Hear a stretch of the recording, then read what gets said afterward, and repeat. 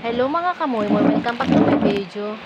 Ayan, ipapakita ko sa inyo yung Quaker Oats Instant Oatmeal. Ayan po, sobrang laki. At ipapakita ko po sa inyo ay 800 grams.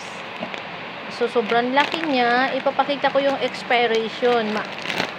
Expiration niya po ay, ayan, 15 February 2025. 25 ba yan? 26 pala. Oh, ang layo pa ha. Ayan, kung gusto niyang bumili, nasa yellow basket ko lang, bilhin na.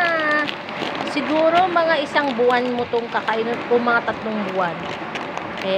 Kung gusto mo mag-diet at saka bababa yung sugar mo, so ito na yung kailangan mo.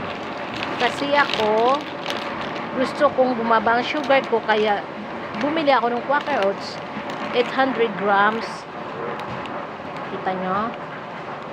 So, sobrang laki po siya. Dito nagtatapos ang ating video. Paalam!